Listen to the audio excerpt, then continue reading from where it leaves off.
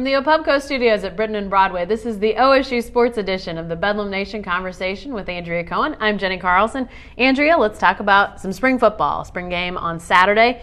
Coming out of the spring for the Cowboys, is there a most impressive guy or most impressive guys out there that you saw this spring? Well, it's kind of hard. Based on the spring game, it's kind of hard to say because a lot of the better guys didn't play. Dez Bryant recovering from knee surgery. Kendall Hunter's sister was getting married, although apparently he was trying to talk everyone into letting him miss the wedding and stay for the spring football game. So who says spring football is not important, right? But so it was kind of hard. You kind of see a lot of people, but that's really good for them because they have all these inexperienced guys they need to get going. Particularly their receivers, who they kind of need to see what everybody's got. Hubert Anium had a really good spring game, probably the best game for the receivers. Zach Robinson looked really good. He didn't play the whole time, but he looked really good when he was out there. Kind of unfair to have him running the option a little bit since no one can tackle him. But it was. I think that they saw some things that they really liked. And they got it in before it started pouring, so that was the other big part. Very good. What about concerns? Are there some things that are of the most concern, you think, for the Cowboys coming out of the spring? I would say probably the fact that they thought they were going to name a backup quarterback, and then they didn't. Again. Yeah, again. So it's going to be another kind of long, stressful summer for their backup quarterbacks. Those guys still competing for that job. Brandon Weeden seemed like everything Mike Gundy was saying kind of in the 2 weeks up to it, he had a really good scrimmage day, he had a really good practice, really seemed positive about him. And then he didn't have a great spring game. He struggled a little bit. And so it's kind of back to the competition for those guys, which I think is a negative. I mean, it's good to keep them competing, and it probably wouldn't really even change all that much if you named one.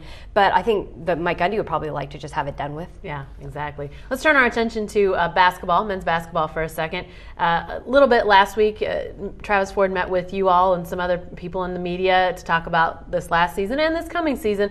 Let's talk a little bit about who's coming, who's going for the Cowboys as we look ahead to 2009-10. The big news early last week, which now seems like a long time ago, was that James Anderson will be coming back, won't even kind of play the putting his name in, pulling his name out, won't do any of that with the draft. So that's good news for next year's Cowboys. And then he explained that Malcolm Kirkland will not be coming back. Malcolm Kirkland was at one point the starting center, which, but his time really, really dwindled, and he struggled. And I think that he'll probably go down a level to be able to play. So those are kind of the two coming and going, and then with such a huge signing class coming in, there's questions about who's going to qualify and who's not. It sounds like Jared Shaw, the kid that they just signed in this spring period, he may or may not qualify, and Karan Johnson, who is their best big guy coming in, he's kind of a 4, but he doesn't sound like it's certain yet what's going to happen with him. So those are the two question marks for them. Sounds like still very much a question of what their front line will look like. Their backcourt, some of these guys coming in, obviously there's going to be competition, but now it sounds like players that they'll have available as bigs is still sort of up in the air right now. Very thin line right now again.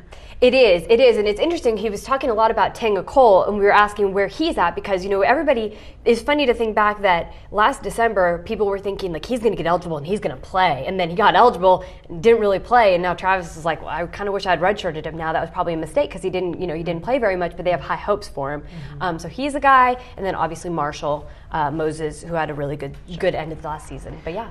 Past that. The guys that are returning to this team are now doing some individual workouts. What have you heard about that so far? Travis Ford, I wrote a little bit in my Insider today, didn't seem real pleased with Keaton Page, which is always a surprise. He said that Keaton needs to get in the gym and be shooting more, and he didn't really like how he came back to individuals.